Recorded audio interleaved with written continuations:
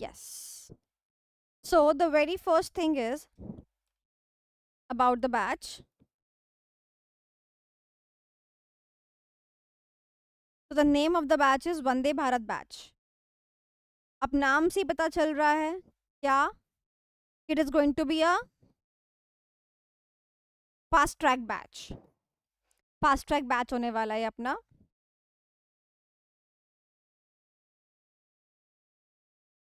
कुछ लेक्चर्स अपन डेमो के देख चुके हैं यूट्यूब पर, बट हम यहाँ पर स्टार्ट करेंगे from the beginning. Chapter number 1 से स्टार्ट करेंगे अपन फ्रॉम द बिगिनिंग. क्लास की टाइमिंग्स आपकी रहने वाली है यही. आज आप 6 बजे ज्वाइन कर लीजिए. 6 बजे जूम जो है ऑन हो जाता है. आप 6:15 तक, मैं आपको 15 मिनट की जो है देती हूँ एक तरीके से क्या बोलते हैं मार्जिन. 15 मिनट का मार्जिन है भाई. 6:15 पे डॉट गाड़ी भगलेगी. समझ गए ना तुम. वंदे भारत के दरवाजे 6:15 पे भैया बंद हो जाएंगे. चढ़े तो चढ़ गए, नहीं चढ़े तो नहीं चढ़े. आज हमने लीनेंसी बढ़ती है. आज फर्स्ट क्लास थी. अगली क्लास से 6:15 is the last time you need to board your train by 6:15. Okay, तो आप क्लास के अंदर आ जाइए 6:15 पर. जो बच्चे लाइव आ रहे हैं वेल एंड गुड. हमारी क्लास लाइव, मैंने आपको बता ही दिया कि 6 PM हमारी क्लास जो है वो शुरू हो रही है, 6 to 8 PM. और जो बच्चा बैकअप चाहता है, जिसने बैकअप के लिए ऑप्ट करा है, उसको ये क्लास विद इन 24 आवर्स मिल जाएगी, यानी उसके ड्राइव पर आ जाएगी. अगर आपने बैकअप को ऑप्ट किया है तो आपको मिलेंगे 2 व्यूज. यानी कि अगर एग्जाम्पल लेती हूँ, हमारा बैच जो है 35 से 40 घंटे का है, तो आपको मिल जाएंगे 70 से 80 घंटे. अब आप एक क्लास को 4 बार देखो, आपकी मर्जी है. क्लिक के ऊपर कोई प्रॉब्लम नहीं है, आप कितना मर्जी क्लिक करो. ठीक है, यानी कि आपको 2x व्यूज मिलते हैं. 2 नहीं, 2x व्यूज मिलते हैं. ओके, अब बात कर लेते हैं नोट्स की. तो हमारे यहाँ पर मैं आपको वंदे भारत बैच में we will be referring edition 7 of our handmade notes. Edition 7 of our handmade notes, जो कि मैंने अपने हाथों से लिखे हैं. बाय द वे, क्या कुछ लोगों को नोट्स मिल चुके हैं? Kindly raise your hand. अगर आप लोगों को नोट्स मिले हैं तो प्लीज लेट मी नो. आप लोगों को नोट्स मिले हैं तो अपने अपने जो आपको नोट्स मिले हैं प्लीज इसको ऑन स्क्रीन दिखा दीजिए कि हाँ आपको मिल चुके हैं. ओके, पटेल जी को मिल चुके हैं और मोहम्मद को मिल चुके हैं. क्या बात है. प्रीक्षा को मिल चुके हैं. प्रीक्षा, आपको नोट्स कैसे लगे हैं बच्चे? मैम काफी इंटरेस्टिंग लगे. काफी इंटरेस्ट पढ़ने में बोर नहीं हो रहा, ऐसा लग रहा है कि ऐसा लग बोरियत रहा नहीं हो रही. है. Okay great. ओके गणेश, आप बताइए आपको नोट्स कैसे लगे हैं?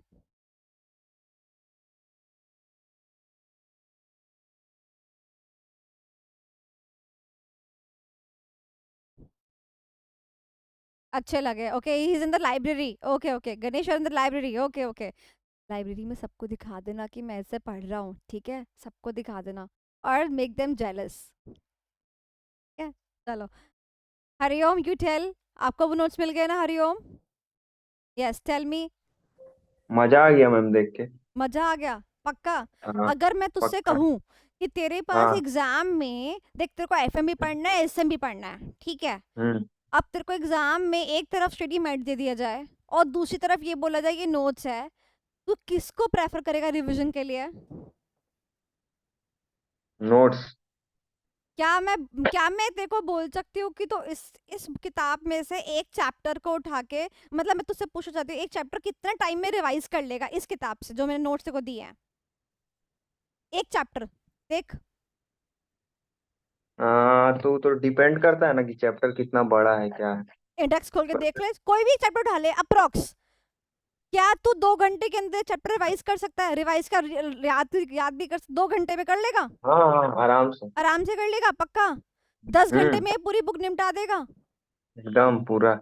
हिसाब किताब लगाओ ना तो 24 से 25 घंटे बैठते हैं एफएमएसएम की पेपर में, जितना तुम पढ़ सकते हो. मानते हो इस बात को? नहीं मानते? आओ जरा देखते हैं. कैलकुलेशन तुम नहीं करते, हम करके बैठते हैं. आ जाओ. This calculation is very much needed. तुम लोग पेपर नंबर कितना है एफएमएसएम, 5 और 6? 6. 6 है 6. यानी कि सबसे आखिरी पेपर. अच्छा, अब मुझे बताओ इससे पहला पेपर कौन सा होगा? ऑडिट सो ऑडिट का एग्जाम तुम लिख कर आओगे, उसके बाद तुम्हारे पास शाम होगी, अगला पूरा दिन होगा, और फिर उसके बाद यहाँ से लेकर 2 बजे तक का टाइम होगा, फिर तुम्हारा एफएमएसएम का एग्जाम होगा। अगर मैं सारा रेड वाला मार्किंग निकाल लूँ तो तुम्हारे पास 24 to 25 आवर्स निकलते हैं बस। सोओगे, खाओगे, पियोगे, ट्रैवलिंग करोगे, सब निकाल के कितने घंटे बचते हैं तुम्हारे पास में, हिसाब लगा लो। इस दिन कितने घंटे पढ़ लोगे? 6 घंटा। इस दिन कितने घंटे पढ़ लोगे बताओ?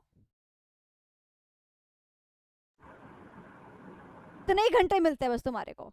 तो इसमें से तुम्हारे को एफएम को भी टाइम देना है और एसएम को भी टाइम देना है। एफएम और एसएम, एसएम के लिए अपन के पास में 10 घंटे हैं for 10 chapters, 10 hours, sorry for 5 chapters. तो कितने बचे अपने पास?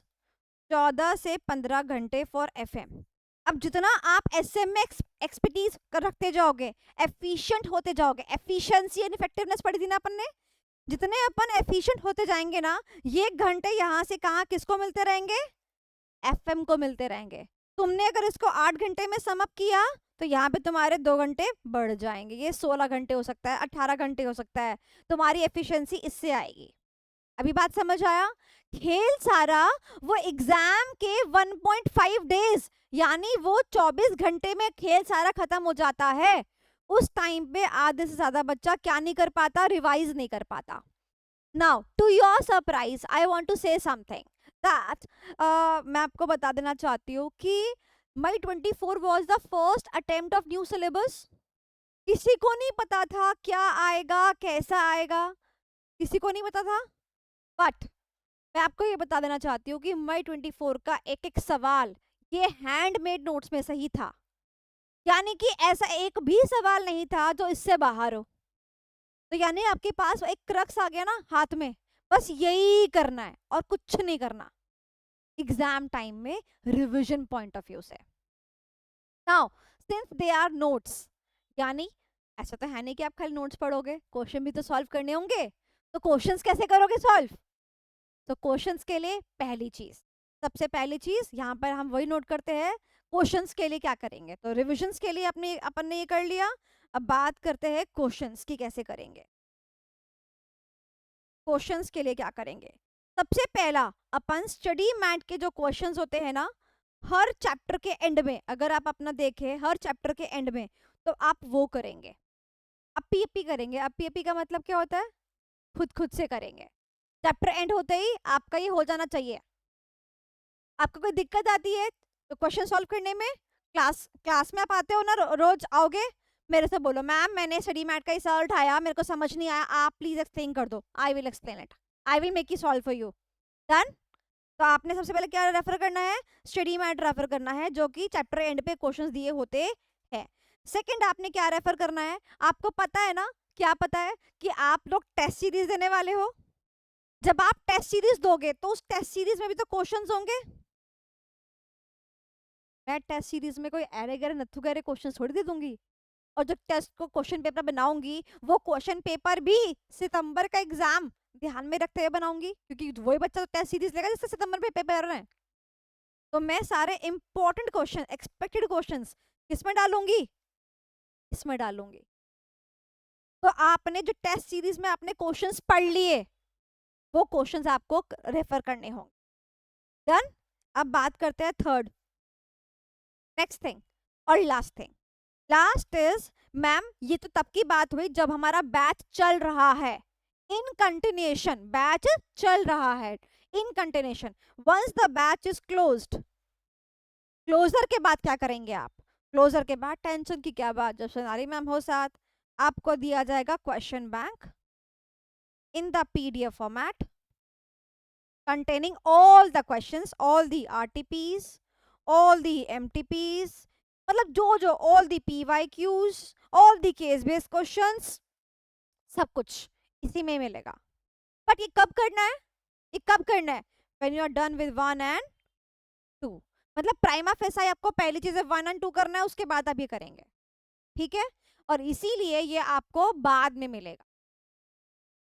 डन, सिंपल समझ में आ गया आपको क्या करना है, कैसे करना है? स्टडी मैट के क्वेश्चन आंसर साथ साथ करेंगे। अगर आपको दिक्कत आ रही होगी आप मुझसे क्लास में पूछेंगे, मैम मैंने ये क्वेश्चन सॉल्व किया, मुझसे सॉल्व नहीं हुआ, please make it clear for me. Done. Test series लेंगे, जब आप टेस्ट सीरीज के जो क्वेश्चन आंसर्स होंगे वो आप अच्छे से क्लियर करेंगे। डन। और जब ये दोनों चीजें हो जाएंगी फिर आप क्या उठाएंगे? क्वेश्चन बैंक उठाएंगे। जो बच्चा टेस्ट सीरीज नहीं ले रहा है वो स्टडी मैट के बाद सीधे सीधा क्या उठाएगा? क्वेश्चन बैंक उठाएगा। तो क्वेश्चन बैंक लास्ट में उठाएंगे, तुरंत क्वेश्चन बैंक नहीं उठाएंगे। Am I clear? किसी को कुछ डाउट है? एग्जाम में क्या होता है, एग्जाम में क्या होता है कि हम एग्जाम में जाते हैं नोट्स को पढ़ के, ना कि क्वेश्चन आंसर सॉल्व करके। बट जब हम यहाँ पर क्वेश्चन बैंक भी सॉल्व कर लेंगे तो काम क्या हो जाएगा? इजी हो जाएगा कि हाँ हमें क्वेश्चन आता है। प्लस जब मैं आपको पढ़ाऊंगी तो मैं ना नोट्स के अंदर मार्क करा दूंगी कि सवाल कौन सी लाइन से आता है, कौन से एरियाज से आता है, मैं आपको मार्क करा दूंगी। अपने कॉपी के, अपने हैंडमेड नोट्स के लिए क्लास में पेंसिल पेन सब लेकर बैठे, क्योंकि मैं आपको बताने वाली हूँ क्या आपको याद करना है बिल्कुल थॉरली, किसमें हेडिंग याद कर करके काम चल जाएगा और किसमें आप कंटेंट बना बना के लिख सकते हो। ये सब मैं आपको क्लास में बताऊंगी, क्योंकि दिमाग हमारा इतना नहीं है राइट कि हम सब कुछ रट सके। There has to be the levels. तो मैं आपको बताऊंगी भाई इसको तो एज इट इज याद करना है, इसमें आप थोड़ा सा गैपिंग ले सकते हो और इसमें जो है आप अपना बना बना के लिख सकते। डन हो गया। अब बात करते हैं कि आपको कॉपी कोई बनानी है कि नहीं, कोई नोट्स बनाने हैं कि नहीं। नोट्स ऑब्लिक कॉपी अगर कोई बनानी है कि नहीं, मेरे हिसाब से एक 20 रुपए की copy would be sufficient. That's it. यानी कि जब मैं क्लास में कुछ लिखवा रही हूँ आपको लगे कि हाँ मुझे नोटिंग करनी है, आपने उस कॉपी के अंदर नोटिंग कर ली, बट जो कंटेंट है वो ऑलरेडी हमारे ये नोट्स के अंदर गिवन है। अगर आपको ये नोट्स नहीं मिले तो अभी आपको स्क्रीन पे दिखा रही हूँ मैं, ये रहे नोट्स, यहीं पर ही आप मार्किंग करते चलो, बिकॉज डबल डबल बुक्स आप देख नहीं पाओगे in your exams. Double double books आप देख नहीं पाओगे इन योर एग्जाम्स, इसीलिए मार्किंग यहीं पे करते चलो। हाँ कुछ लग रहा है कि यहाँ पे स्पेस कम है कुछ है तो आप जो है अपनी मार्किंग जो अपनी बातें हैं वो इसमें लिख सकते हो, कॉपी के अंदर लिख सकते हो। ज्यादा बड़ी कॉपी नहीं, छोटी सी 20 रुपए की कॉपी। अब इस 20 रुपए की कॉपी में एक तो कंटेंट ये आएगा जो आपको मैंने बोला। सेकंड मेन कंटेंट क्या आएगा? सेकंड मेन कंटेंट आएगा आपके माइंड मैप्स। कॉपी के अंदर माइंड मैप। ये माइंड मैप क्या है आपको पता है ना, आजकल तो चार्ट बुक्स बहुत पॉपुलर होती है। चार्ट बुक्स जिससे बच्चे बहुत सारी रिवाइज करते हैं। तो बस समझ लो माइंड मैप को, चार्ट बुक का मतलब मैं इसको माइंड मैप बोलती हूँ। यानी कि हर चैप्टर का मैं आपको माइंड मैप बनवाऊंगी, बना बनाया नहीं दूंगी, बनवाऊंगी, जिससे कि आपको ये याद हो जाएगा कौन सा टॉपिक कौन से चैप्टर में है, उसका क्या निमोनिक है, क्या स्टोरी है। तो ये माइंड मैप आप इस कॉपी के अंदर बनाएंगे बस। तो 2 चीजें आपको इस कॉपी के अंदर लिखनी है, बाकी आपकी श्रद्धा जैसा आप करना चाहें। क्लियर है? समझ में आ गया? ओके। नाउ एक चीज और, क्योंकि बहुत सारे बच्चे ऐसे होंगे जो रिपीटर्स होंगे, मैं आप लोग को एक एडवाइस देना चाहती हूँ। जब आप क्लास में बैठे तो आप एक रंग का पेन इस्तेमाल करें आज से, या तो आप ब्लू यूज कर लें, चाहे आप पिंक यूज कर लें, आप रेड यूज कर लें। आज से आप एक पेन का कलर यूज करेंगे through out in your class. जब आप रिविजन करेंगे, जब आप मेरे पीछे रिविजन करेंगे तब आप दूसरे रंग का पेन इस्तेमाल करेंगे। मान लो आपने अभी ब्लैक यूज करा, अब आप जब अपना रिवीजन करेंगे तो ब्लू यूज करें, पिंक यूज करें, ऑरेंज यूज करें, जो मर्जी यूज करें। तो जब आप अपना रिवीजन भी कर लेंगे फर्स्ट वाला, मान लो आप सेकंड रिवीजन कर रहे हो, फिर एक और कलर का पेन यूज करो। तो जितने रिविजन्स आपके होंगे उतना बेहतर होगा। मुझे मालूम पड़ता रहेगा कितना रिविजन कर रहे हो, आपकी कॉपी देख के मुझे पता चल जाएगा, हैंडमेड नोट्स देख के पता चल। डन? अब क्लियर हो गया? चलो और कुछ पूछना है? शुरू करें chapter. Anything else? Yes ma'am. Yes ma'am. Okay. Ma'am हाँ शाश्वत बोलो। मैम बोल रहा हूँ कि मैम मेरा तो जो पुराना वाला जो हैंडमेड नोट्स है वो भी ठीक चलेगा? है, मैं शाश्वत मैं आपसे क्लास के बाद कनेक्ट करती हूँ कि कैसे अपन कर सकते हैं, ठीक है? Okay. Okay, those who are having the old edition they can talk to me person after the class. Okay, okay, okay.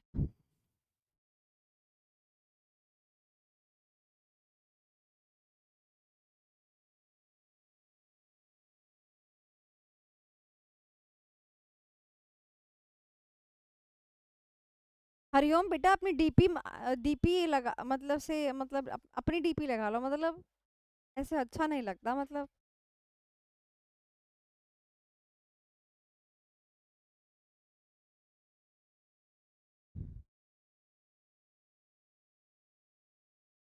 Vande Bharat batch शुरुआत करते हैं। शुरुआत करने से पहले सारे के सारे स्टूडेंट्स अपना हाथ आगे रखेंगे और मेरे साथ एक प्लेज लेंगे।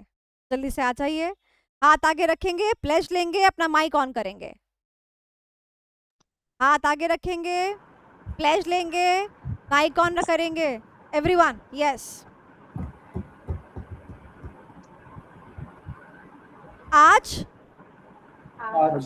आज दिनांक 23 जुलाई दिनांक 23 जुलाई को हम को हम वादा करते हैं वादा करते हैं वंदे भारत बैच के अंदर वंदे भारत के अंदर अपना अपना 100% देंगे। 100% देंगे। हम हम कोई भी गुंजाइश कोई भी गुंजाइश नहीं छोड़ेंगे। नहीं छोड़ेंगे। सोनाली मैम सोनाली मैम जैसा हमें बोलेंगी, जैसा हमें बोलेंगे, जो क्वेश्चन हमें बोलेंगी, जो क्वेश्चन हमें बोलेंगे, जो होमवर्क हमें बोलेंगी, होमवर्क हमें बोलेंगी, वो हम करेंगे। वो हम करेंगे। और और सितंबर के एग्जाम में सितंबर के एग्जाम में पास होकर दिखाएंगे।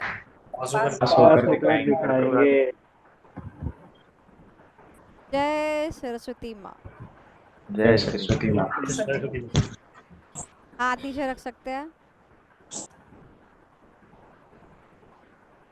तो जो देवी विद्या की देवी है, हमने उनका नाम ले लिया है। And with this positive spirit we are going to start our batch. Now may all of you are feeling positive about it. सब लोग पॉजिटिव फील कर रहे हो? चलो ओके। सो पुरानी बातों पे स्यापा, पुरानी बातों पे मिट्टी पाओ और नया नया बैच नई नई थिंकिंग के साथ आइए शुरू करते हैं Vande Bharat. So guys, today we are gonna start with the very first chapter. अच्छा मुझे ना याद नहीं आ रहा कि ऐसे में टोटल कितने चैप्टर्स है, कौन बताएगा?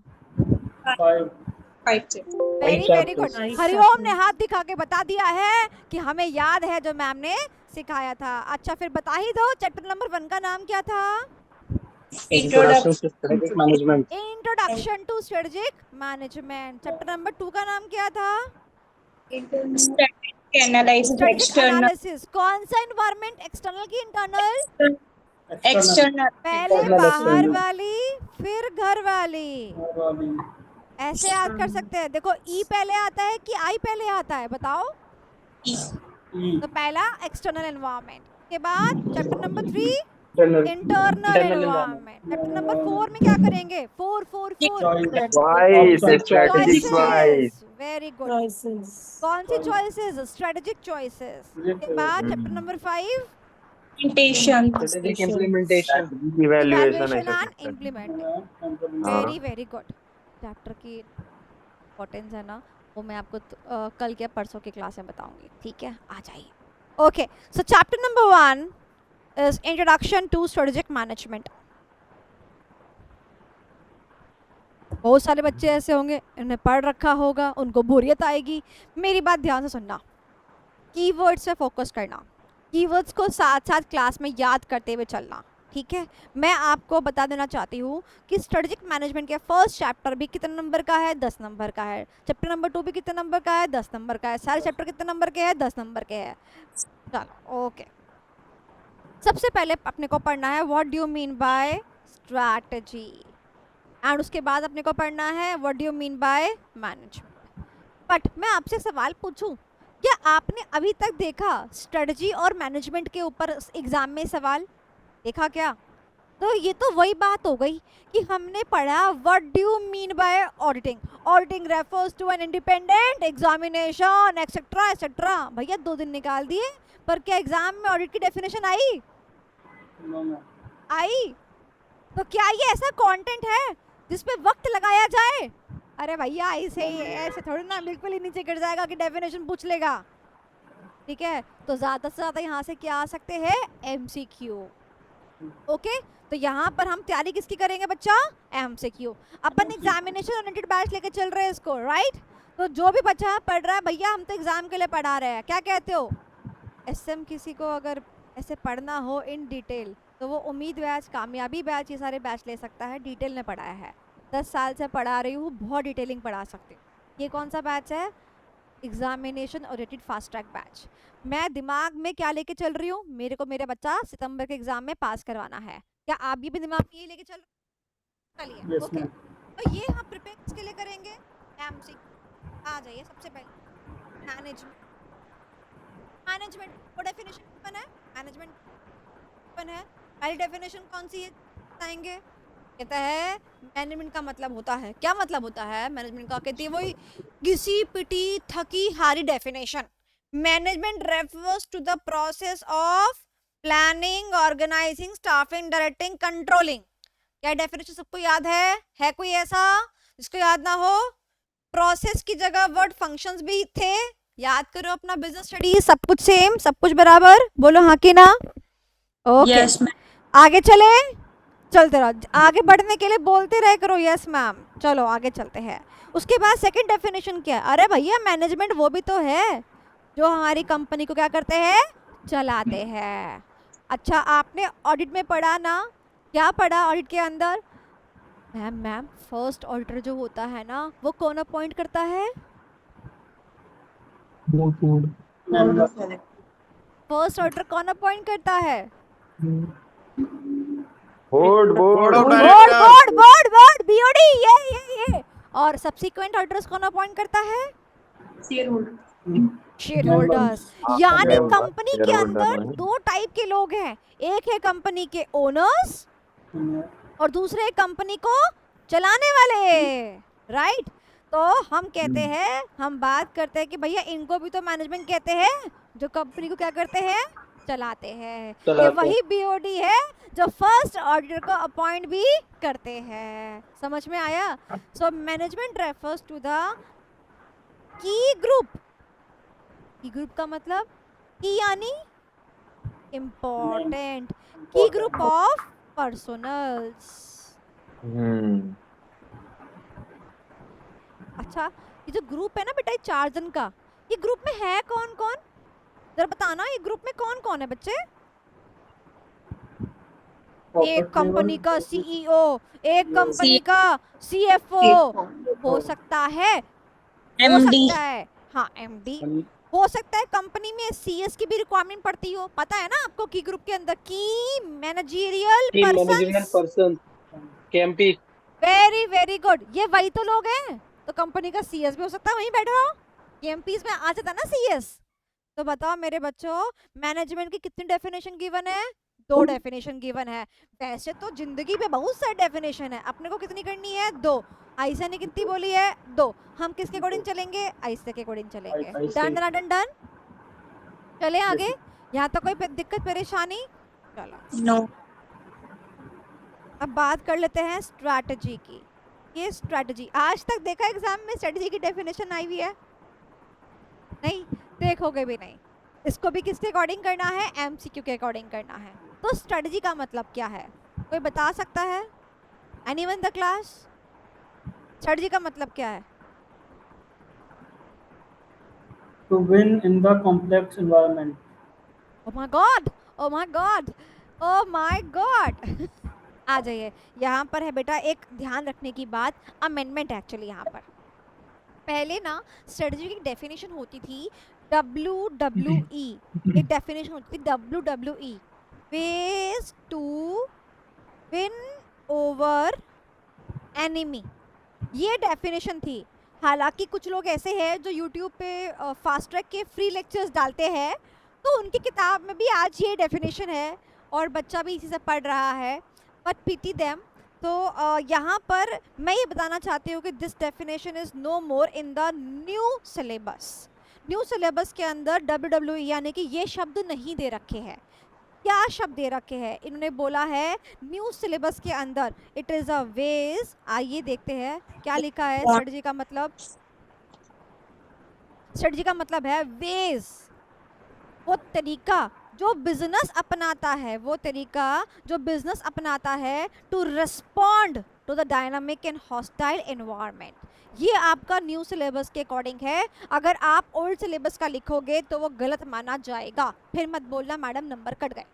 और May 24 के एग्जाम में वो जो फ्री फास्ट ट्रैक के लेक्चर्स थे उनको यूज करके बहुत बच्चों के मार्क्स कम आए हैं, ऑडिट में भी और एसएम में भी। आई होप आप सभी को बहुत सारी बातें पता होती हैं। यू ऑल राउंडर, आपको सब पता है यूट्यूब पे क्या फ्री में मिलता है क्या नहीं मिलता। मैं आपको बैच में पढ़ा रही हूँ, आपको एक एक चीज़ क्या मिलेगी, अप टू डेट मिलेगी। ठीक है, तो इसको याद करते हैं, इसको समझते हैं। स्ट्रेटजी का मतलब क्या होता है? वो तरीका जिससे बिजनेस क्या करता है, रिस्पॉन्ड करता है। किसको करता है? एनवायरनमेंट को करता है। जैसे कि मैंने कहा कोरोना आ गया, अब तो फिजिकल क्लास नहीं चलेगी, किस पे शिफ्ट होना पड़ेगा? ऑनलाइन पे शिफ्ट होना पड़ेगा। तो मैंने फिर ऑनलाइन के लिए क्या बनाया? स्ट्रेटजी बनाया। तो ये क्या है? तरीका है जिसमें कौन रिस्पॉन्ड करता है? बिजनेस रिस्पॉन्ड करता है। किसको रिस्पॉन्ड करता है? एनवायरनमेंट को रिस्पॉन्ड करता है। अब दो keywords, dynamic and hostile. Dynamic का मतलब क्या होता है? Changing in nature. क्या एनवायरनमेंट स्टैटिक है? चेंज नहीं होता? होता है ना? तो dynamic environment. And second is hostile. Hostile का मतलब क्या होता है? Anyone in the class hostile का मतलब बता दे मेरे को कोई। Hostile against. Okay, against. और कोई? हॉस्टाइल का मतलब कॉम्पिटिटिव। ओके, आइए ध्यान से सुनते हैं। अगर मैं ये कहूँ इस इंडस्ट्री के अंदर अगर कुछ बुरा होता है तो क्या जरूरी है सबके साथ ही बुरा हो? नहीं। कुछ लहरें ऐसी होती है जो सिर्फ आपके ऊपर फर्क डालती है। अग्री करते हो? तो जब कोई एनवायरनमेंट आपके लिए क्या होता है? अगेंस्ट होता है, उसको बोलते हैं हॉस्टाइल एनवायरनमेंट। क्या बोलते हैं? हॉस्टाइल अनफेवरेबल बोल सकते हैं। जैसे कि कुछ बच्चे तो फेल हो गए और कुछ बच्चे तो पास हो गए। तो आईसीआई किसके लिए बुरा बना? जो बच्चा फेल हो गया उसके लिए एनवायरनमेंट कैसे था? हॉस्टाइल। रोते रोते पूरा दिन कट गया हमारा। प्लीज बैकग्राउंड नॉइस बंद कर दीजिए। जिसके यहाँ पे बैकग्राउंड नॉइस आ रही है, मम्मी चिल्ला रही है, प्लीज बंद कर दीजिए। हाँ, तो हॉस्टाइल का मतलब क्या है? कि सबके लिए अगेंस्ट में नहीं है, वो आपके लिए अगेंस्ट में है। किसके लिए? आपके लिए अगेंस्ट में है। तो आप चुपचाप बैठे रहोगे? नहीं, आप क्या करोगे? रिस्पॉन्ड करोगे। और कैसे रिस्पॉन्ड किया आपने? आपने तुरंत अपने मैम को फोन किया, अरे मैम मेरे नंबर कम आ गए, ये है वो है, ऐसा है वैसा है। This is how you are responding. तो डायनामिक का मतलब क्या है? एनवायरनमेंट ऐसे चेंजेस जो सबके लिए आ रहे हैं। कोरोना आया, सबके लिए चेंजेस लेकर आया, डन। बट अगर ऐसी कोई लहर आई जो कि आपके लिए अगेंस्ट है, हो सकता है किसी के लिए फेवर में हो, तो उसको बोलते हैं हॉस्टाइल एनवायरनमेंट। ये वर्ड आपको बहुत बार एसएम के अंदर देखने को मिलेगा। डायनामिक एंड हॉस्टाइल एनवायरनमेंट यहाँ पर लिखेंगे MCQ। तो एग्जाम में क्वेश्चन कैसे आएगा? Dash refers to the ways business respond to, फिर दोबारा एक डैश आ सकता है और आपसे पूछ सकता है। That is what the strategy says. और सेकंड डेफिनेशन है हमारी स्ट्रेटजी की, it refers to the long range blueprint. Long range का मतलब दूरदर्शिता, ब्लूप्रिंट नक्शा। पता चलता है कि ऑर्गेनाइजेशन की desired image, direction and destination. Image का मतलब कंपनी क्या बनना चाहती है, डायरेक्शन मतलब किस दिशा से चलना चाहती है, और डेस्टिनेशन का मतलब कहाँ पहुंचना चाहती है। एग्जाम्पल लेती हूँ, जैसे मेरी स्ट्रेटजी में मेरा ऑर्गेनाइजेशन की अगर मैं बात करूँ तो मेरी ऑर्गेनाइजेशन की डिजायरनेस क्या है? I want to be the one, SM classes want to be the classes जो कि कितना हारे का सहारा। मैं अपना इमेज कैसा बनाना चाहती हूँ? हारे का सहारा बनाना चाहती हूँ, जिसका कोई नहीं उसकी एसएम क्लासेस, ये मैं इमेज बनाना चाहती हूँ। Second, direction. इसके लिए मैं रैंक्स नहीं खरीदती हूँ, मैं जो मेरे एक्चुअल रिजल्ट्स हैं उनको शोकेस करती हूँ। तो मैं कौन सा रास्ता चुनती हूँ? सच्चाई का रास्ता चुनती हूँ। और थर्ड, डेस्टिनेशन, कहाँ पहुंचना चाहती हूँ? I want to be in the top 3 players of the CA education industry, that is the destination. तो 3 शब्द कौन कौन से? इमेज, इमेज का मतलब क्या होता है? इमेज का मतलब क्या होता है? What you wants to be. Direction का मतलब what it wants to do, and destination का मतलब where it wants to go and reach. यहां पर भी अमेंडमेंट आई है, पुरानी चीजों को स्क्रैप कर देना, ये अमेंडमेंट में है, ये चारों के चारों पॉइंट। अब इसमें से बात करते हैं एग्जाम का एमसीक्यू कहाँ से आ सकता है। एग्जाम के एमसीक्यू में ये लाइन आएगी और इमेज, डायरेक्शन और डेस्टिनेशन के ऊपर डैश आएंगे, fill in the blanks for the MCQ. या फिर सेकंड, मैच द फॉलोइंग आ सकता है, वो बोल सकता है, ये स्टेटमेंट लिख सकता है और पूछ सकता है कि इमेज है, डायरेक्शन है या डेस्टिनेशन। तो what it wants to be, ये क्या होगा? It will be the image. तो क्या आपको क्लियर हो गया कि एग्जाम में क्या क्या आ सकता है, क्या क्या नहीं आ सकता है? तो आपको उसको Yes, रटना नहीं है। Done done done done, clear हो गया? तो यहाँ पर आपने देखे 2 पॉइंट्स, यानी कि एक तरीका है ये और एक है आपके पास ये।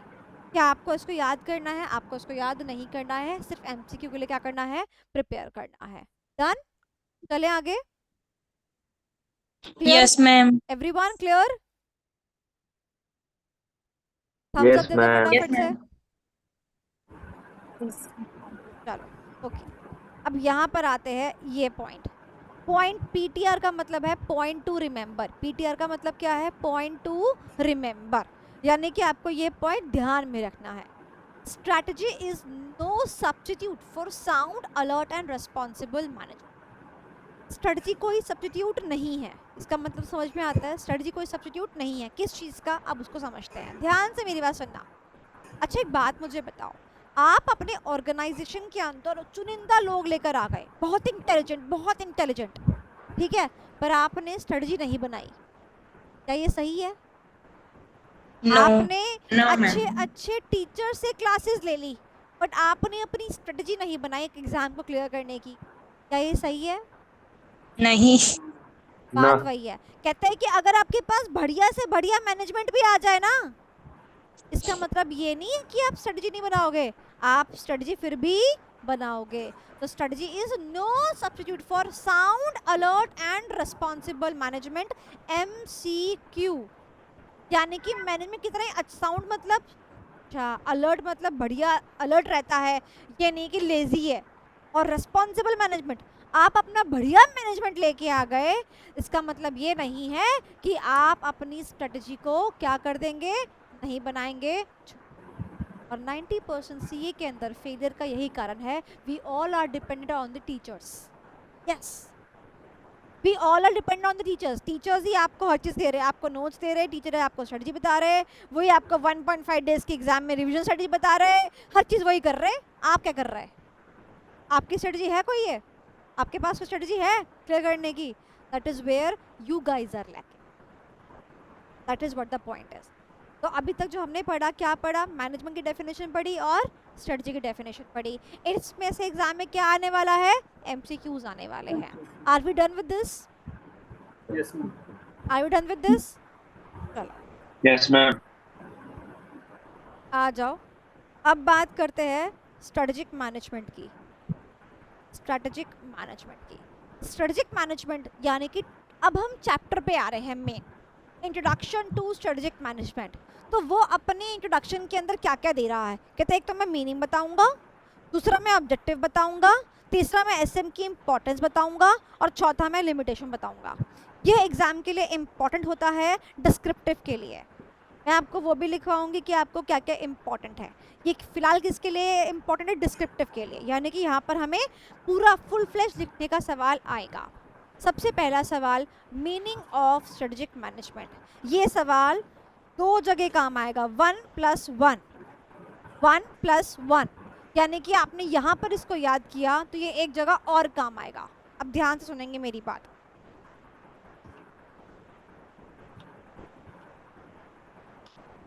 strategic management refers to, strategic management refers to, सुनो क्या हुआ था, हमने ना पढ़ा, क्या पढ़ा, स्ट्रेटजी पढ़ा, हमने क्या पढ़ा, हमने मैनेजमेंट पढ़ा। तो स्ट्रेटेजिक मैनेजमेंट क्या है, क्या है, दोनों का combination. Combination of strategy and management. Management में हमने पढ़ा दो पार्ट, क्या पढ़ा अपन ने, it refers to the process and it refers to the KMP, जो कि ऑर्गेनाइजेशन क्या करते हैं, रन करते हैं। ठीक है, अब मुझे बताओ एसएम का मतलब क्या होगा। तो अगर मैनेजमेंट एक प्रोसेस है तो एसएम भी क्या है, एक प्रोसेस है। तो SM refers to the process of, रुको रुको रुको रुको रुको रुको, अरे रुको जरा, रुको रुको रुको रुको, क्यों रुकना है मेरे को यहाँ पे, यहीं पे बच्चा मात खाता है। जैसे आपने मैनेजमेंट का ये प्रोसेस यूज किया, ये जो केएमपी थे ना, ये बुरा मान के बैठ गए बेटा, इनको आ गया गुस्सा, कहते हमारी कोई वैल्यू नहीं है, मतलब ये एरा गेरा नत्थु गेरा प्रोसेस है, कोई भी आएगा और एसएम स्ट्रेटेजिक मैनेजमेंट करके चला जाएगा। क्या सबके बस की होता है क्या एसएम, नहीं होता ना। तो किसको बुरा लगा, किसको बुरा लगा, केएमपीस को बुरा लगा। तो हमने उनके लिए इस वाले इसके अंदर अमेंडमेंट करी, हमने कहा SM refers to the managerial process, ये है हमारा keyword, it refers to the managerial process. Managerial का मतलब क्या हुआ, जैसे ही मैंने इसके प्रीफिक्स में वर्ड लगाया मैनेजरियल, इससे मुझे क्या समझ में आया कि ये एरा गेरा नत्थु गेरा प्रोसेस नहीं है, ये कैसा प्रोसेस है जो किसके द्वारा परफॉर्म किया जा सकता है, बाय द मैनेजर्स ओनली। क्या कोई भी बंदा आके क्या कर सकता है, एसएम लगा सकता है, नहीं, कौन लगाएगा, managers. This is a managerial process. यहाँ पर ही आपको समझने की बात है, हो सकता है कि आपने पहले भी पढ़ा हो एसएम, पर शायद आपने ऊपर से पढ़ा, कीवर्ड्स को ध्यान नहीं दिया। तो यहाँ पर ये शब्द लगा के आपको क्या समझ आना चाहिए कि कीवर्ड्स की क्या इंपॉर्टेंस है। तो अगर मैं ये वर्ड ना लगाऊं तो किसको बुरा लगेगा, सोच लेना, केएमपीस को बहुत बुरा लगेगा। मोहम्मद को कोई डाउट है, मोहम्मद डाउट पूछ लो, कोई डाउट है मोहम्मद?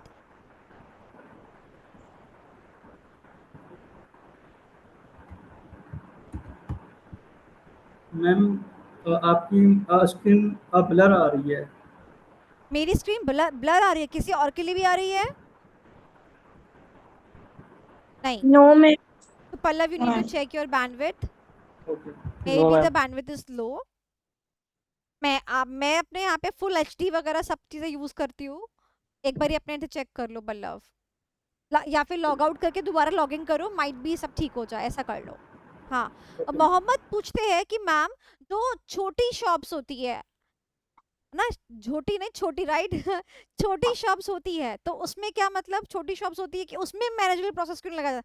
अरे छोटी शॉप क्या स्ट्रेटजी लगा रहा है क्या, बताना जरा। बेचारा आता है 4 पैकेट मैगी के बेचता है, चला जाता है, मतलब कैसी बातें कर रहे हो तुम, या हम बड़ी बड़ी कंपनीज की बात कर रहे हैं, तुम छोटी शॉप की बात कर रहे हो, बताओ कोई बात है भला? छोटी शॉप में एक पनवाड़ी की दुकान है, वो क्या स्ट्रेटेजिक मैनेजमेंट लगाएगा भाई, बट वो कह रहा है कि स्ट्रेटेजिक मैनेजमेंट जो लगा रहा है ना, जब लगाओ तो मैनेजर्स को यूज करते हैं, ये नहीं कि ऐरे लोगों को लगा के आपने क्या बनाया, प्रोसेस बना दिया। भाई it is a very costly process. भाई केएमपी इसका सैलरी पता है कितना होता है, एक सीईओ कंपनी कितना पैसे खाता है पता है, एक सीएफओ कंपनी कितना पैसा खाता है पता है, भाई बहुत पैसा खाता है। ठीक है, अब मैं बात करूं आपके इस लेवल की कि मैम व्हाट अबाउट स्टार्टअप्स। अरे स्टार्टअप में तो बिल्कुल मैनेजरियल प्रोसेस चाहिए। जब तक मैनेजर्स काम नहीं करेंगे ना, तो वो स्टार्टअप जो है कंपनी, वो बड़ी कैसे बनेगी, वहां तो और जरूरत है। तो क्या कीवर्ड निकला बेटा, it refers to a managerial process. Done done done done, समझ में आ गया? फटाफट से सारे बच्चे चैट बॉक्स पे लिख दो D D D, done done done done. चलो अब बात करते हैं सेकंड वर्ड की। ये कौन सा वर्ड है बेटा, process. Process, what do you mean by process? Process का मतलब क्या होगा, बहुत सारे स्टेप्स, बहुत सारे स्टेप्स। चलो आओ क्या करें, स्ट्रेटेजिक मैनेजमेंट करते हैं। मेरे साथ साथ सारे के सारे बच्चे सबसे पहले हाथ आगे रखेंगे जल्दी से। हाँ मैं बोलूंगी याद करेंगे। सपना देखो, क्या करना है? सपना देखना है। क्या देखना है? सपना सपना देखना। देखना। सपना देखो। फिर ये जो सपना है ना, देखो ये हमारा जो हाथ था ना, ये सपना है। अब इस हाथ को नीचे ले आओ, ले आओ, नीचे ले आओ, और इस सपने के छोटे छोटे छोटे छोटे टुकड़े कर दो। ये जो छोटे टुकड़े है ना बेटा, ये क्या है? ऑब्जेक्टिव। सेटिंग द ऑब्जेक्टिव, यानी कि अब हम उन सपनों को साकार करने के लिए क्या कर रहे हैं? उसी सपने को तोड़ के छोटे छोटे क्या बना देते हैं? ऑब्जेक्टिव बना देते हैं। सपना देखा, I want to be in the Ambani's house. Oh my god, कुछ भी सपना हो सकता है। लोग बाग कह रहे थे कि वो शादी का कार्ड नहीं आया, शादी का कार्ड नहीं आया। लोगों का सपना था शादी में जाना। किसी ने मुझसे पूछा, यार तू बात ही नहीं कर रही इस अंबानी की शादी में जाने की। मैंने कहा अरे मेरा बस चलता तो वो बहू मैं ना बन जाती। सपना देखना ऊंचा देखो, शादी का कार्ड का देखना। क्या कहते हो? हम भी तो सिंगल हैं। समझ आया? सपने सबके अलग अलग, और सपनों का रेंज भी सबका अलग पर अलग। मैम वो तो घटोत्कच है।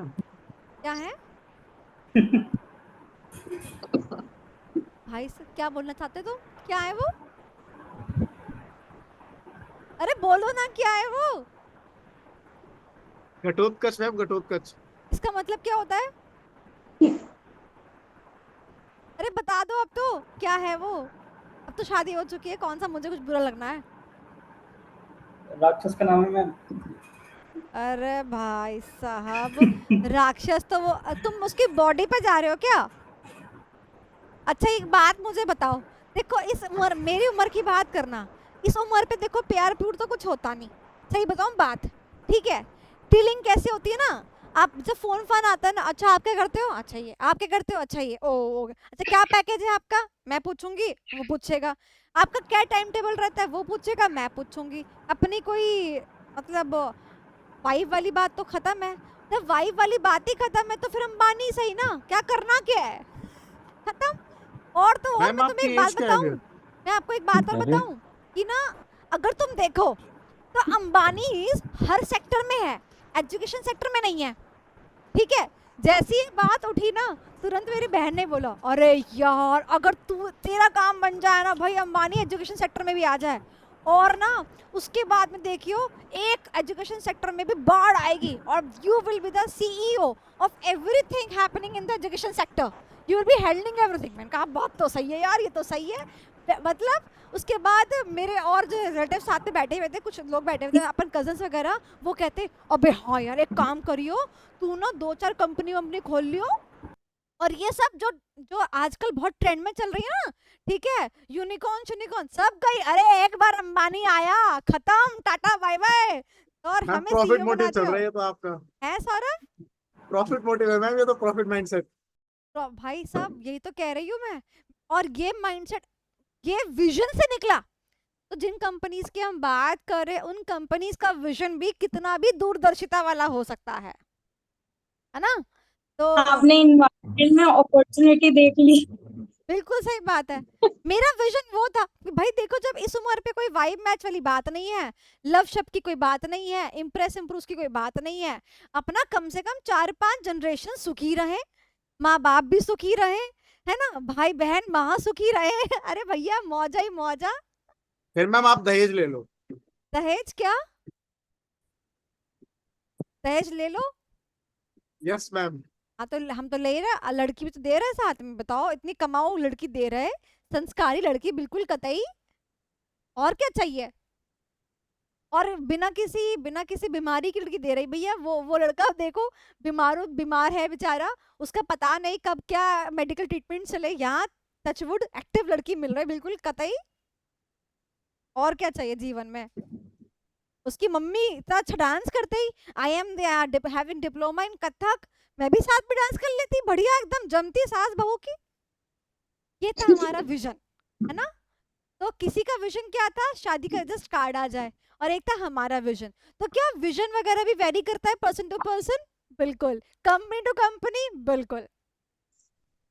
वैसे बाय द वे मैं बता दूं, मतलब ये सब चीजें मजाक में ही हो रही थी। ऑफ कोर्स अंबानी वो जो है मुझसे बहुत छोटा है, वो 5 साल 6 साल छोटा है वो मुझसे, तो ऐसा कुछ होने नहीं वाला था, because I am not Priyanka Chopra इधर।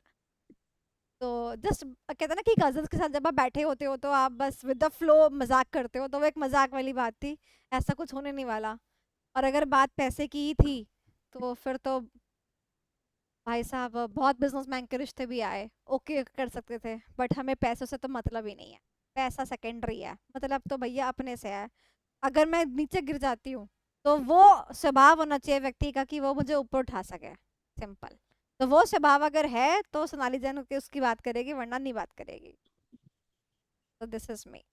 खैर यही बात पे तो टक्कर चल रही थी।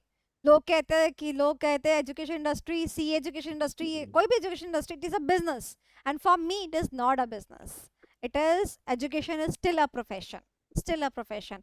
जब आप क्लास के एंड में, बैच के एंड में होंगे ना, तब आप लिटरली मुझे कह के जाएंगे और मेरी टीम से कह के जाएंगे कि जितना हमने स्पेंड किया है ना, शायद हमने इसका 10x कहीं और स्पेंड किया हो सकता है, बट हमें ये क्वालिटी और ये गाइडेंस और ये सपोर्ट नहीं मिला कहीं से, जो कि यहाँ से मिला है हमारे को। Mark my words. चलिए आ जाइए, पानी को छोड़ देते हैं घर पे, तो हंसी खुशी। अब काफी सारे लोग अभी बीएसएनएल में जंप कर रहे हैं मैम। हाँ राइट, चलो जियो ने पैसे जो बढ़ा दिए इस चीज के लिए। ओके सो यहाँ पर अब बात करते हैं स्टेप्स की। सबसे पहला स्टेप क्या था, हाथ ऊपर रखेंगे, क्या था बताओ ये वाला स्टेप, सपना देखो।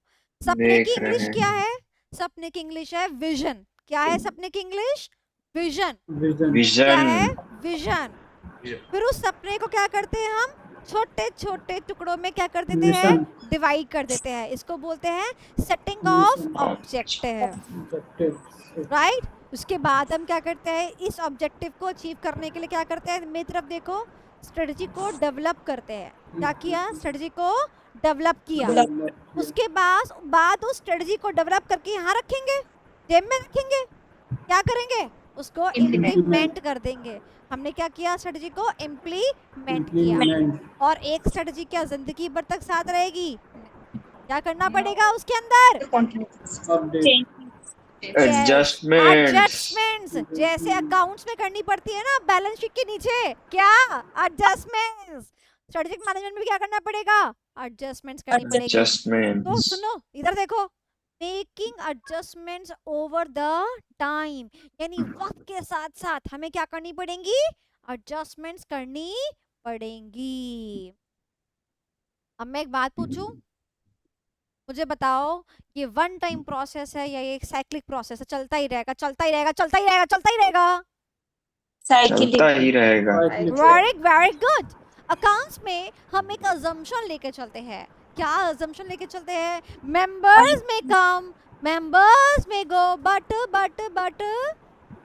Business go continue, but company will go on forever.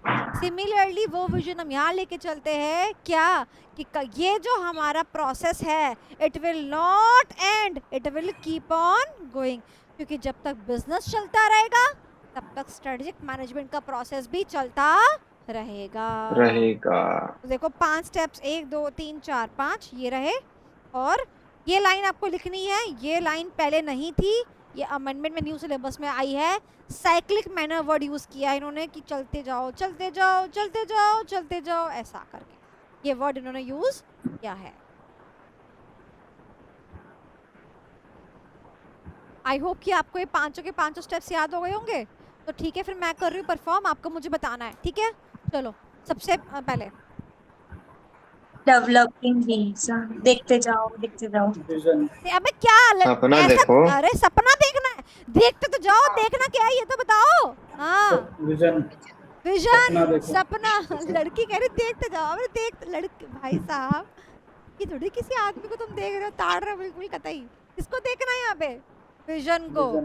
उसके बाद विजन को देखना, ऑब्जेक्टिव, सेटिंग ऑफ ऑब्जेक्टिव्स। उसके बाद डेवलप द स्ट्रेटजी, ये बढ़िया, उसके बाद कौन था ये? डेवलप करेंगे कौन था ये? स्ट्रेटजी। इम्प्लीमेंटिंग, अबे गधेड़े पहले डेवलप तो कर ले, डेवलपिंग द स्ट्रेटजी, उसके बाद ही तो इम्प्लीमेंट करेगा। चाय बनाई नहीं है, कह रहे चाय सर्व कर दो, डेवलपिंग द स्ट्रेटजी, उसके बाद इम्प्लीमेंट Implement. उसके बाद उसके बाद इम्प्लीमेंट करेंगे, Implement the strategy. Making उसके Right, it. बाद the process एडजस्टमेंट for करेंगे, over corrective making adjustment adjustments over the time time and it goes on in a cyclical manner. Manner. एक पन दो काज होगा, ये क्वेश्चन दोबारा से कहीं लगेगा, ध्यान से मेरी बात सुनना। हाँ चलो, स्ट्रेटेजिक मैनेजमेंट का मीनिंग क्लियर हो गया। Strategic management refers to the managerial process. Managerial process, अगर मैनेजरियल वर्ड नहीं लिखा तो किसको बुरा लगेगा? Manager Managerial. केएमपी इसको बुरा लगेगा। ये देख रहे हो यहाँ पे किताब में ना, यहाँ पर हर चैप्टर के आगे ना एक शब्द भी यहाँ गिवन है, ठीक है। अगर तुम्हें कुछ भी चीज़ लिखनी होती है जो तुम्हारे को स्पेस नहीं है तो यहाँ लिख सकते हो। चले आगे।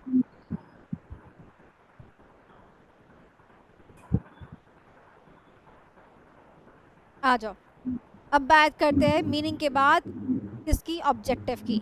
ऑब्जेक्टिव वेरी इंपॉर्टेंट, बहुत बारी एग्जाम में सवाल आ जाता है ऑब्जेक्टिव को लेके। एंड मेरे को लगता है कि ऑब्जेक्टिव ऐसा सवाल ऐसा है जो कि एसएम के अंदर भी काफ़ी बार यूज़ हो रहा है, तो उसको अच्छे से पढ़ेंगे। ऑब्जेक्टिव ऑफ एसएम, किसका ऑब्जेक्टिव पढ़ रहे हैं अपन? एसएम का ऑब्जेक्टिव पढ़ रहे हैं। एसएम का ऑब्जेक्टिव क्या है? CA and CS. क्या ऑब्जेक्टिव है? CA and CS. तो हमारी क्लास के अंदर सीए का मतलब क्या होगा? Competitive advantage. और सीएस का मतलब क्या होगा? कंपनी की सक्सेस। मुझे बताओ कि साला हमें क्या क्या पढ़ी है, हम एसएम लगाएं? हम क्या चाहते हैं? हम एक सक्सेस पाना चाहते हैं और कंपटीशन में एडवांटेज लेना चाहते हैं। अच्छा, मुझे कोई बता सकता है कंपटीशन में एडवांटेज लेने का मतलब क्या होता है?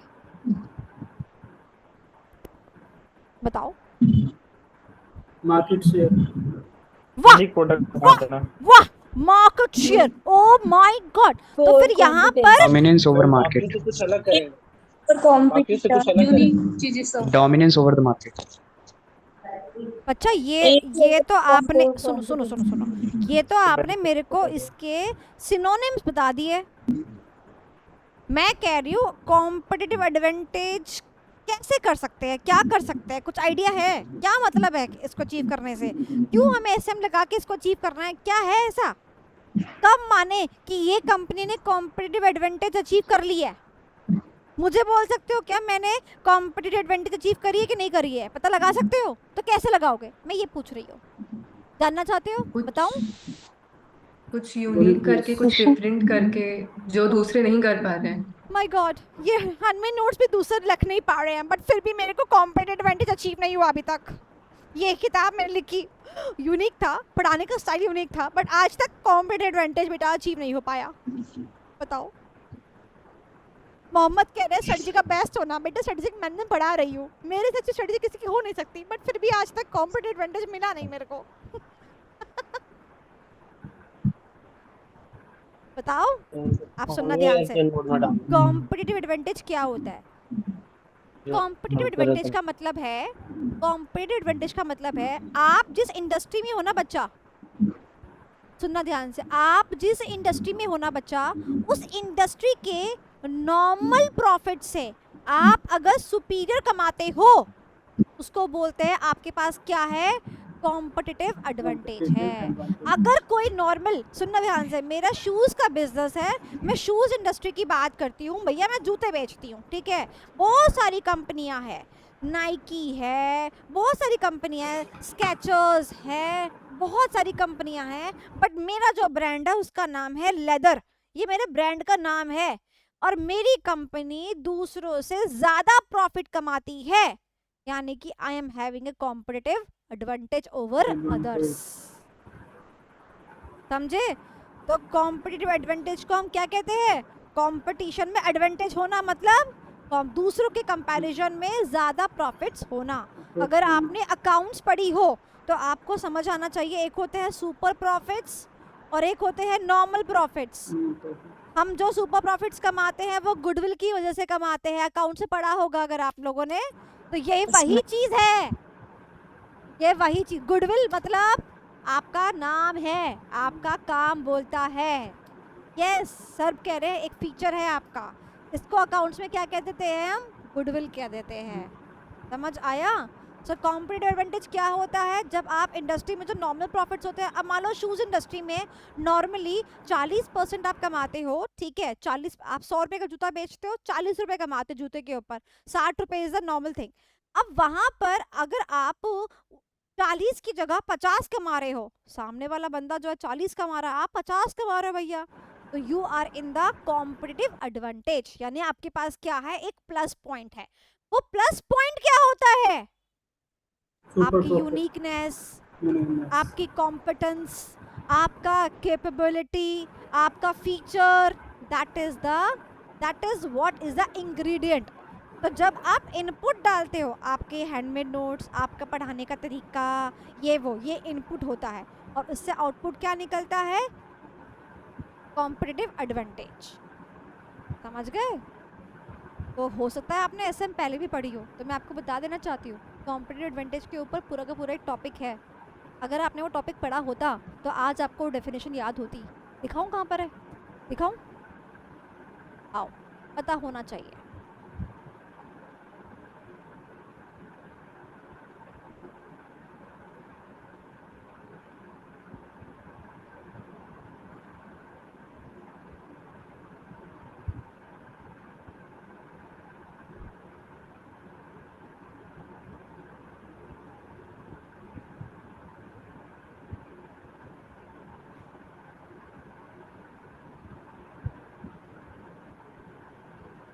कहने को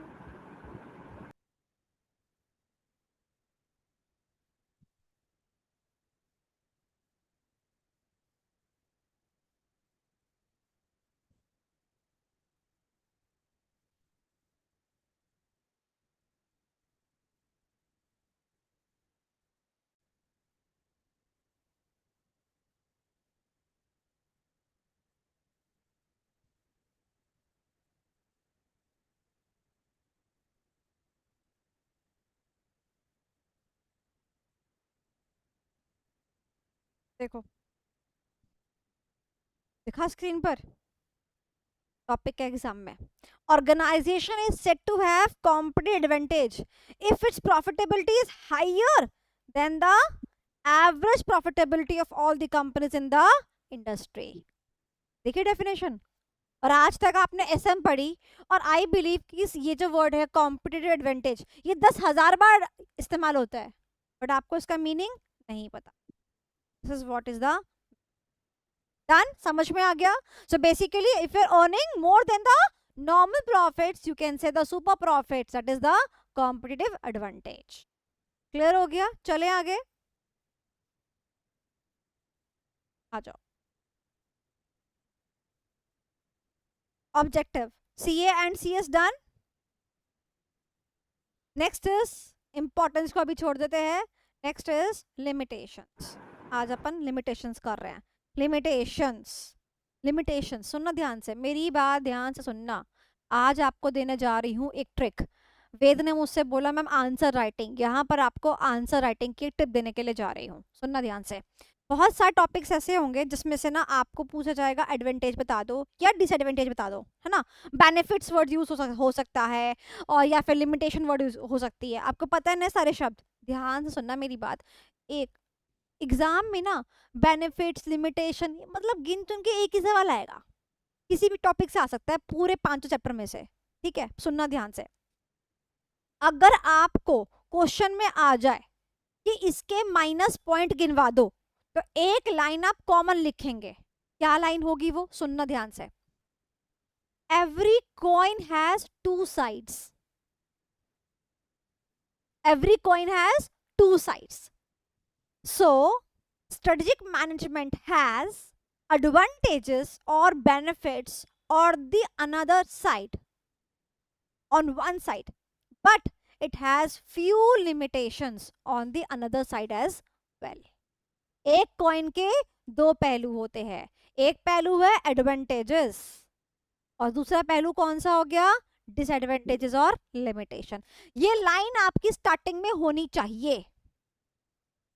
फिर अब आप क्या देखोगे? आप लिखोगे क्योंकि सवाल में क्या पूछा गया है, लिमिटेशन पूछा गया है। So following are the limitations of फलाना चीज जो भी पूछी गई है। तो following are the limitations of this. ये लाइन आप पेट लिखोगे, एग्जाम में पूरे पेपर में देखोगे एक ही क्वेश्चन आएगा बेनिफिट्स का लिमिटेशन का, ये लाइन होनी चाहिए।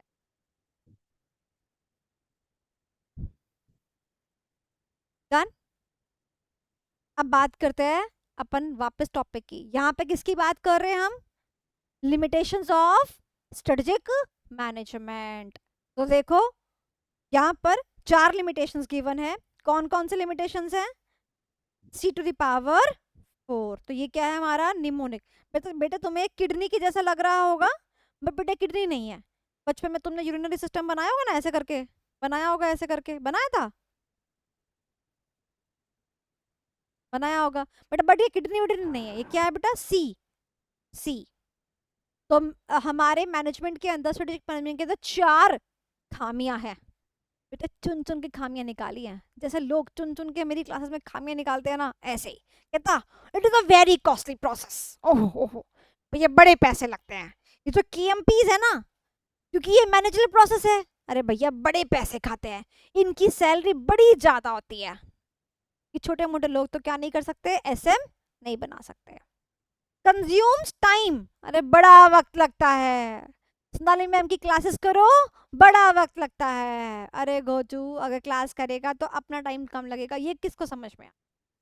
ओके नेक्स्ट, कॉम्प्लेक्स है।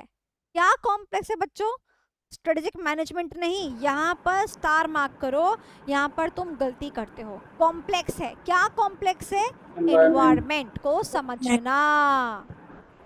अच्छा मुझे बताओ, हमने एनवायरनमेंट की कैरेक्टरिस्टिक्स पढ़ी थी ना स्टार्टिंग में। हमारा एनवायरनमेंट कैसा होता है, हमारा एनवायरनमेंट डायनामिक एंड हॉस्टाइल होता है। अब साला जो एनवायरनमेंट आज कुछ है कल कुछ, मैं भी तो यही कर रही हूँ। जब मैंने पढ़ाना चालू किया 10 साल पहले, लोगों का दिमाग में कुछ अलग चीज़ें थी, अलग प्रवृत्ति थी। आज अलग प्रवृत्ति है, डायनामिक एनवायरनमेंट है, इट कीप्स ऑन चेंजिंग। तो बेटा इस एनवायरनमेंट को समझना मुमकिन ही नहीं नामुमकिन है, because it keeps on changing. It is very complex to understand the environment. Environment change हुआ, studies change करो, इतने में studies change करी, इतने में फिर से environment change हो गया। समझते हो, this is what is happening। तो यहाँ पर किसको बोला गया, क्या कॉम्प्लेक्स है, एनवायरनमेंट कॉम्प्लेक्स है। और लास्ट इज अगेन यहाँ पर हैशटैग लगाओ, ये अमेंडमेंट है, पहले ये कुछ और था, अब कुछ और शब्द यूज़ किए गए हैं। बहुत सारी जगह अभी भी पुराना चल रहा है। फास्टर की क्लासेस जो ऑनलाइन मिलती हैं फ्री में, वहाँ पर अभी भी पुराना चल रहा है, बट ठीक है कोई बात नहीं, बच्चे के लिए फ्री का कंटेंट तो कोई वैल्यू रखता नहीं है। आइए तो बात करते हैं नेक्स्ट पॉइंट की, कॉम्पिटिटर रिस्पॉन्स। अच्छा एक बात मुझे बताओ, मेरे लिए भी बहुत कॉम्पिटिटर्स होंगे इंडस्ट्री के अंदर होंगे, तो बताओ मेरा अगला मूव ये है, मैं उनको पहले से बता दूं, बोलो नो नहीं बताओ बता देती हूँ, नहीं ना कोई बताता नहीं है ना, ठीक है। तो मुझे बताओ सामने वाले को क्या करना पड़ेगा, एस्टिमेट तो लगाना पड़ेगा कि सोनाली मैम आगे क्या करने वाली है, यही होगा ना। और सोनाली मैम को समझना, हाँ, आज तक कोई पैदा ही नहीं हुआ, होता तो शादी हो जाती। सो बेटा मुझे बताओ, it is very difficult to estimate the competitor response even, कि कब कौन कौन सी चाल चलेगा, इस बात को समझना बहुत ज़्यादा क्या है, डिफिकल्ट है। कॉम्पिटिटर का रिस्पॉन्स यानी कब कौन सा कॉम्पिटिटर कौन सी चाल चलेगा, ये क्या है बेटा, बहुत ज़्यादा डिफिकल्ट है। तो जो ये वर्ड लिखा है ना ब्रैकेट में, ये चेंज हुआ है, डिफिकल्ट टू एस्टिमेट, यानी कि कॉम्पिटिटर कैसे आगे क्या क्या स्टेप्स रखने वाला है, इसको समझना मुमकिन ही नहीं नामुमकिन। तो सारे चारों के चारों हमारे किससे शुरू होते हैं, सी से चालू होते हैं। ओके देखो सुनो मेरी बात, जब भी किसी की खामियां निकालनी हो ना, तो पैसा और टाइम तो ऐसी खामियां हैं जो तुम सब में निकाल सकते हो, मेरे अंदर भी निकाल सकते हो। सोनाली मैम कौन सा फ्री में पढ़ा रही है, पैसे ले रही हैं, निकाल दो खामी। मैम ना पैसे लेकर पढ़ाती हैं, निकाल दी। मैम ना बहुत टाइम लगाती है पढ़ाने में, मतलब टाइम तो कंज्यूम होगा ही पढ़ाने में भैया। 2 खामियां कैसी हैं बेटा, हर किसी में निकाल दो।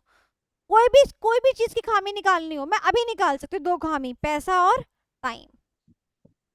और कई लोग तो ऐसी खामी निकाल देंगे, अरे ये तो पैसा लेकर भी ढंग से नहीं पढ़ाता, अरे तो पैसा लेके भी ढंग से नहीं पढ़ाती, और डबल खामी, राइट। तो ये 2 टॉपिक याद रखना हमेशा, किसी की भी डिसएडवांटेज आए ना, किसी की भी डिसएडवांटेज आए डाल सकते हो। और बाकी 2 पॉइंट कौन से हैं, एक है एनवायरमेंट को लेके और एक है कॉम्पिटिटर को लेकर। डन।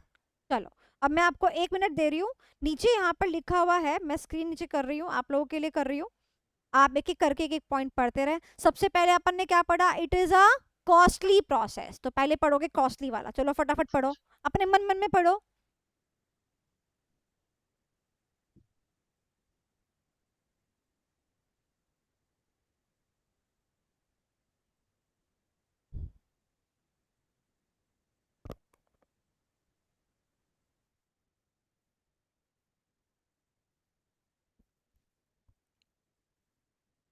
उसके बाद क्या था, टाइम कंज्यूमिंग, आ जाओ, टाइम कंज्यूमिंग।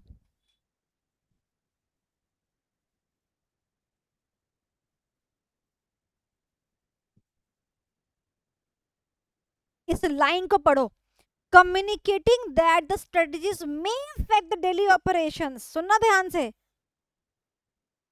एक तरफ हम स्ट्रेटजी बना रहे हैं, दूसरी तरफ हम उनको इम्प्लीमेंट कर रहे हैं, और तीसरी तरफ डेली ऑपरेशंस जो चलते रहते हैं काम, वो कंडक्ट हो रहे हैं।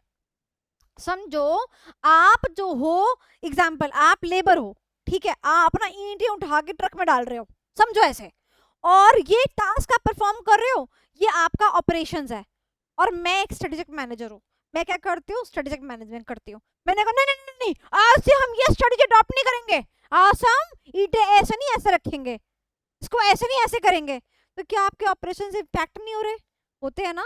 तो यही कह रहे हैं कि एक तरफ तो स्ट्रेटेजी बनाने का टाइम, और दूसरा जो डेली ऑपरेशंस हो रहे हैं ना, ये उसको भी इफेक्ट करता है, वहां पर भी टाइम जाता है। तो अब मैं आपको समझाऊंगी, आज जाओ बेटा सारे, आज से हम इस ईंटों को ना ऐसे नहीं रखेंगे ट्रक के अंदर, आज से हमारी स्ट्रेटजी ये होगी। तो उनके ऊपर इफेक्ट पड़ता है, उनको हमें चेंज करना पड़ता है, कम्युनिकेट करना पड़ता है, वो साला और ज्यादा क्या है, टाइम कंज्यूमिंग।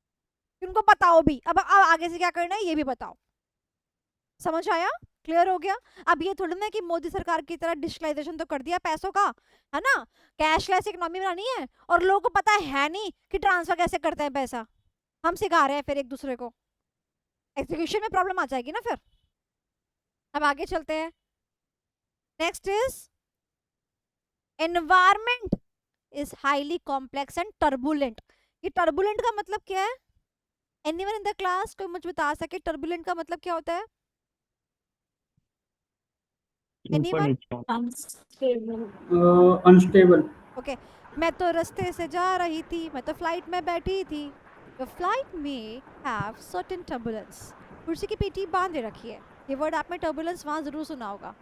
टर्बुलेंस का मतलब क्या होता है, ऐसे एकदम कुछ भी ऐसा अनस्टेबिलिटी आ सकती है। एनवायरनमेंट भी कैसा है, कभी भी कुछ भी आ सकता है, आईसीएआई न्यू सिलेबस दे सकता है, अभी चाहे तो अमेंडमेंट डाल सकता है, कुछ भी कर सकता है भैया, आईसीएआई है, एनवायरनमेंट है भैया, कुछ भी हो सकता है। समझ रहे हो, टर्बुलेंट वर्ड का मतलब क्या होता है, अनस्टेबल। हाँ, अब ये नहीं कि कल को किसी का नाम निकनेम रखना हो तो तुमने उसका नाम टर्बुलेंट रख दिया, ऐसे मत करना, ठीक है। ये शब्द चाहो तो छोड़ सकते थे, बट मैं तो नहीं चाहती कि तुम छोड़ो, मैं तो चाहती कि तुम्हें याद हो, क्योंकि याद होंगे तभी तो तुम लिख पाओगे एग्जाम में, और यही सक्सेस की चाबी है भाई, ये शब्द। आप भारी भरकम शब्द अपनी कॉपी में लिखो। आगे चलते हैं, कहते हैं हमने एनवायरनमेंट को समझा हमने एस्टिमेट लगाया, ऐसे ऐसे क्वेश्चंस आएंगे, और उसके बाद आईसीएआई ने क्या दे दिया, अमेंडमेंट दे दिए, और हमारे एस्टिमेशंस क्या हो गए, रॉन्ग हो गए, और स्ट्रेटजी को हमें क्या करना पड़ेगा, रिन्यू करना पड़ेगा। दिस हैपेंड विद दोस्त जिनका ना एग्जाम था, तुमको याद होगा कि जब ये जून सितंबर की बात चल रही थी ना, तो कुछ ऐसा था कि एग्जाम मई में होगा, जून में होगा, बड़ी प्रॉब्लम हुई थी उनको इस चीज को लेके। Last, difficult to estimate competitor response, सामने वाला क्या करने वाला है, इस बात को एस्टिमेट लगाना नहीं, बहुत ज्यादा नाम, हर एक आदमी धुरंधर है भाई। इजी।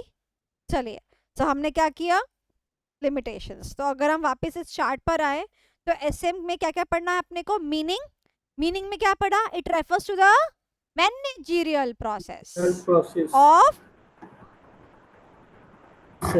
of विजन बनाओ, vision, setting of objectives, setting objectives, or develop strategy, implement them, making and adjustments over the adjustment time, over and it is a time. cyclical process. Process. Done. फिर हमने पढ़ा objective. Objective क्या है, CA and CS. मेरे को क्या achieve करने का, मेरे को कॉम्पिटिटिव एडवांटेज अचीव करने का, कंपनी की सक्सेस चाहिए का मेरे को। इंपॉर्टेंस अभी नहीं करी है। Limitation C to the power 4। क्या है, SM is a costly process, SM is a time consuming process. Complex क्या है, एनवायरनमेंट, और कॉम्पिटिटिव का रिस्पांस एस्टिमेट लगाना डिफिकल्ट है। बस हो गया, डन डन डन डन। तो इम्पोर्टेंस के अलावा बाकी सब कुछ हम यहाँ से कर चुके। एक क्वेश्चन होमवर्क दे दूं? Yes, ma'am.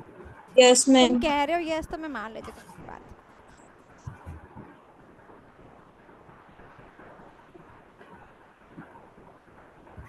बिल्कुल लास्ट में जाना है यहाँ पर। ये देखो, ये है हमारे strategic levels in the organization. ये तो आपको पता ही है ना, देखो 3 लेवल्स होते हैं, तो ये तो कर लोगे ना। हाँ, मैं आपको फिर एग्जाम में कैसे कैसे आता है वो बता दूंगी, ठीक है। तो एक बार इस टॉपिक को रिवाइज करके आएंगे। जिसके पास अभी नोट्स नहीं है वो अपने स्टडी मैट से पढ़ के आ जाए। ओके, अच्छा मुझे बताओ, कोई डाउट है आज की कक्षा का? कोई डाउट है? नहीं है।